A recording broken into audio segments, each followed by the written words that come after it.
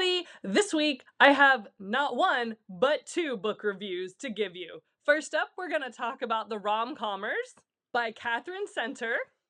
And then we're going to talk about And They Had a Great Fall by Shelby Saville. Don't forget to hit that subscribe button and turn on those notifications so you know when I've posted. So let's talk about the Rom-Commers first, shall we?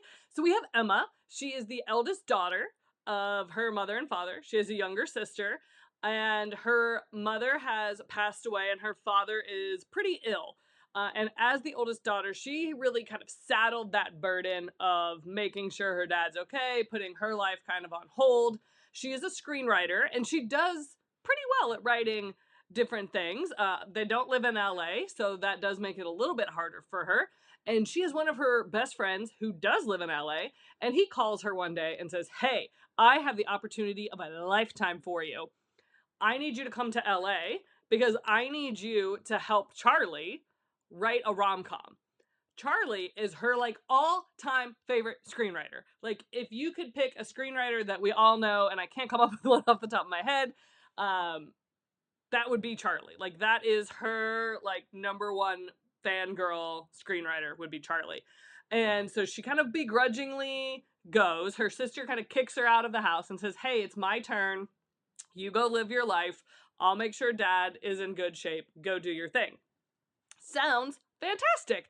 However, when she gets there, she realizes that her friend has hoodwinked them both. He brought her out there to give her that extra oomph, and he didn't really tell Charlie that she was coming, and Charlie's pretty salty about it because he writes like sci-fi and fantasy and that kind of stuff. And she is a rom-com girly. That is what she writes. And Charlie doesn't want her there. She feels like she's been just completely hoodwinked by her bestie. So it is a rough start. I would describe this romance novel as a grumpy sunshine situation. Emma is very sunshine, and obviously Charlie is our grump. Even on the cover, you can kind of get that vibe. Yes, he's smiling in the cover, but he's kind of turned away from her and giving kind of standoff, and she's kind of looking at him playfully. So they're definitely grumpy sunshine. And let me tell you, one of the things that Emma says in this book that hit me like a ton of bricks, as someone who is very bookish and watches a lot of rom-coms and reads a lot of romance, I read a lot of things, but I do tend to read a lot of romance. She says, we gravitate towards the stories we need in life. And that just hit me so hard. And I wrote it down in my book journal because I wanted to remember it because it made me really stop and think of what media I'm consuming and why I'm consuming it. So I just loved that quote. Kathrine, chef's kiss on that line. And Charlie is kind of an ass. He's just not happy. He has writer's block, which for a screenwriter is a major problem. And he doesn't really want to admit that he has writer's block. And you kind of sense that he's like holding things back. And she's trying to like drag things out of him. He's won Emmys and Oscars and all these awards, and he has them in a drawer. And she is just so offended because she's like, these are like the best achievements in our field, and you just have them in a drawer. Bro, what is wrong with you? So she is just doing her best and trying to help him write rom-coms. He doesn't even really know what a rom-com is. She's having to explain to him, like, there are rules. Because he tried to write a screenplay and it was so bad. That's how she got called in. And she's like, this is the formula. Like, it has to have a happily ever after. It has to have a third act breakup. It has to have these things. And he was like, but I don't want to write that way. And she's like, I don't care what you want. It's not a romance if it doesn't have these things. So there's a lot of back and forth with them that's just kind of fun and trying to get him to open up. She's trying, to make a name for herself. She does get to meet some of her other favorite Hollywood folks when they're out at like coffee shops, and he has to like save her from herself because she just goes full fangirl. And at one point he's like, what do you think you're going to do? You're just going to walk up to them and just hand them your screenplay? Like, what the hell's wrong with you? And she's like, yeah, because that's how it works in my head. And he's like, absolutely not. And so she does meet some of her other favorites while they're in LA, and the scenes are kind of funny. Her dad gets ill and she rushes home and kind of falls back into her old ways. They have so long to write this screenplay, and there's just a lot of moving pieces.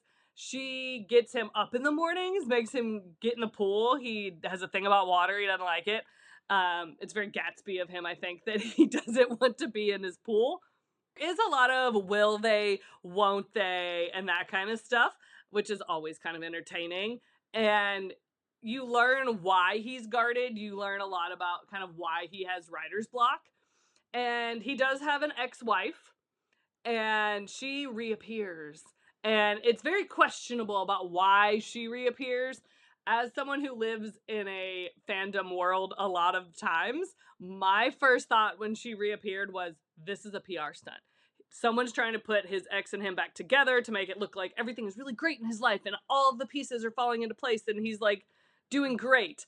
I'm not going to ruin it for you why she reappears, but I wrote down in my journal, is this a PR stunt? Because I have trust issues with celebrity couples. So that was stressful for me for a minute in this book, trying to figure out what was going on and why his ex-wife had suddenly reappeared. I really liked this book. I gave it 4 hot chocolates. Yes, you heard correct. Hot chocolates. Because I am reading with hot chocolate and I don't grade in stars here. I grade in hot chocolate cups. So I gave it 4 hot chocolates. And if you like a good rom-com, a good grumpy sunshine, definitely check this one out. My second review this week is going to be for And They Had a Great Fall by Shelby Saville. And I got this as an ARC. So thank you so much for sending this to me. It is out now. And let me tell you, when I saw the comp for it and all it said was, well, it said a lot of things, but one of the key lines was, if you liked the idea of you, this book is for you. And I said, say less, send me that book right now. And let me tell you, it did not disappoint. We have our 2 main characters, Jake and Kat, and Kat is newly widowed and she has a young daughter and she's living in an apartment and her neighbors are an older couple. This is set, the beginning of the book is set during the pandemic. So she needs kind of like a bubble and she needs some help with her daughter. And so the neighbors step up. Well, the neighbors have a son and that son is Jake. And her and Jake do start to date. He is an actor, but he's like an up-and-coming actor. He's not working right now. It's pandemic times. The kicker here is that he is 25 and she is 33 when we pick back up with them post-pandemic. So it is a little bit of an age gap. And that's fine. Kat is girl bossing. She is working at a tech company and she's up to be considered for COO. And she's like, I've worked my whole career for this. This will give my daughter and I such great stability. This is what I'm supposed to be doing. Well, out of nowhere, Jake calls and says, I'm in Denmark. I'm on this movie and I'm about to get fired because I cannot get out of my own head. I can't figure out what this character's motivations are. I can't figure out how I'm supposed to play him. It's a mess. I know we haven't talked in a long time, but please come help me. And she's like, I can't just pack up and leave, bro. I have a real job and a daughter. And like, I can't just be like, see you later. I'm going to Denmark. So she goes into the office. She's really trying to figure out like, can I make this happen? Is this selfish of me? Like, what can I do? And she can't really come up with any answers. She's in the office. Her boss says, oh, you know what would be really great is if we just had some international experience for you to give you that little extra oomph in your COO process. So then she has a stroke of genius and she goes, you know what? Our Denmark office is about to launch this new program. Why don't I go help them launch this new program? Gives me international experience and I can go see Jake. This is a win-win for her. So the boss is like, this is a fantastic idea. Let's go. So off she goes and she gets there and she's like, oh my gosh, like, what am I doing? This is so dumb. He's a fairly famous actor at this point. So think of Zac Efron like back in the day. Anywhere he went, there was press, there was fans, there was people, everybody wanting his attention. Anybody he was seen with, he was now like dating or whatever. So she's like, can I even be here? I don't want to disrupt my life, my daughter's life. I'm going to be seen with you. This is going to be a whole issue. And he's like, I got a plan. And she's like, okay, fine. So they start working on his character and on his script. She goes to the set. And she just really gets him out of his own head so that he can identify what this character is about, who this character is, and really saves his ass on this set. The director's happy, the studio's happy. It did cost the studio some money because they did a bunch of reshoots once he kind of found the character.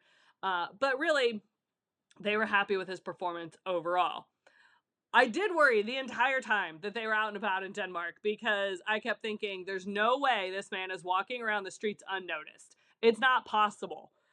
Zac Efron couldn't do it. Harry Styles can't do it now. It's that kind of thing. It's just, they get seen, right? So the whole time, anytime they're out in public, I'm like, oh god, girl, like, I'm so nervous for you. There is an inciting incident that happens, and I will say it 100% is the fault of his very shitty PR person. I hate her so much. She is the villain of this story, and I can't stand her, and I can't stand her so much that I didn't even write her name down in my book journal. I just said I don't like her, and she's stuck in my brain as someone I didn't like.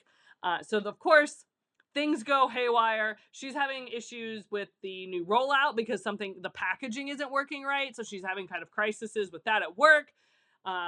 She's also stressed out about being seen with him if they get connected together. They're kind of being affectionate in public, so that could also be an issue.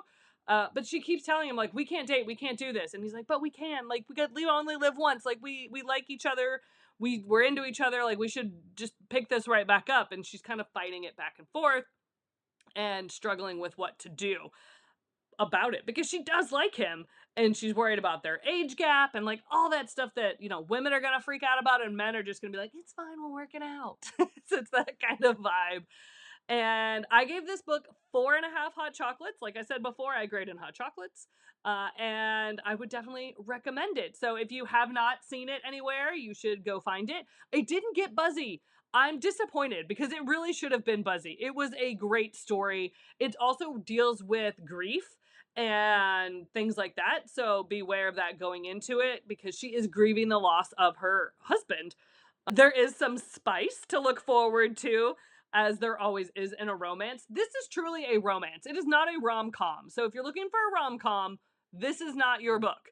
But if you're looking for just a good romance novel, check it out. I hope you liked this week's reviews, and I'm going to do my very best to post at least once a week, maybe twice a week. And the best way to know when I post is to hit that subscribe button and turn on those notifications. And I'll see you again soon.